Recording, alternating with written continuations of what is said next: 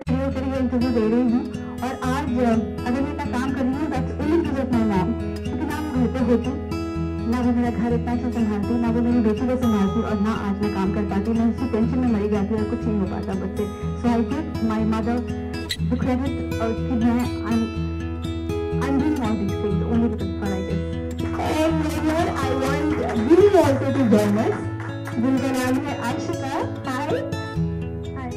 तो आप टेलीविजन पे थी, अब आप रेडियो पर आने वाली हैं, कैसे लग रहा है? मुझे बहुत अच्छा लग रहा है कि मैं टेलीविजन से डायरेक्ट एंटरप्रेन्योर हो रही हूँ। नहीं, कंपटीशन नहीं, इनफैक्ट आप ही से सीख कर आप ये टेस्ट होता है, कहते हैं ना गुरु से सीख कर आप एग्जाम देते हो, तो कंपटीशन थोड़ी देते हो, थोड़ी लव कर देता है। तो मैं आपको बताना चाहती हूँ कि श्वेता की ये पहली बार रेडियो पर नहीं है। 92.7 बिग एफएम के साथ श्वेता का काफी सालों से रिश्ता है। कम्युनिटी स्टेज पर कल्पना इनकी थी, जोरदार तालियां हमारे लिसनर्स के लिए। Mother's day is around the corner, हम जो सेलिब्रेट कर रहे हैं आज माँ और बेटी का रिश्ता। तो आप आपकी माँ और आपके रिश्ते के बारे में कुछ हमें बताइए। लाइक मेरी और मेरी माँ के रिश्ते बहुत क्लोज है।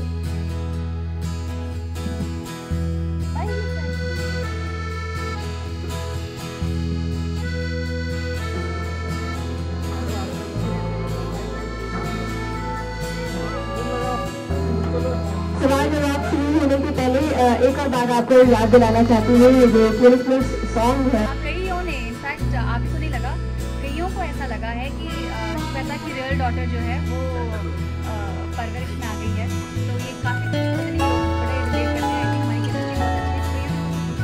आपकी भी पलक है ना आपके साथ शो में माँ के साथ कई बार ऐसा होता था, एज ऐसी होती है जहाँ पर आपको लगता है कि आप जो कर रहे हो वो सही है, आप बस मजाक नहीं और आपकी माँ से भी ज़्यादा समझदार आप हैं। तो ऐसी सिचुएशन में I guess I am sure माँ के लिए बड़ा डिफिकल्ट होता होगा समझाना।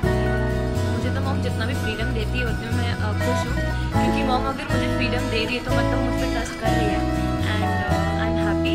और अगर वो स्ट्रिक्ट भी हो रही है तो वो मेरे भले के लिए है and it's okay. Busy life की वजह से कि आप कई बार अगर कार में बैठे बैठे रियलाइज़ भी कर लेना कि आपने माँ को बड़ा ग्रांटेड ले लिया, आपने माँ को बड़ा वो कर दिया, तो आप माँ के सामने जाकर बोलते हुए ना कि आई एम सॉरी मैंने ग्रांटेड ले लिया, तो शर्म सी आती है, मेरा ऐसा लगता है कि हाँ ठीक है ना माँ समझ जाएगी।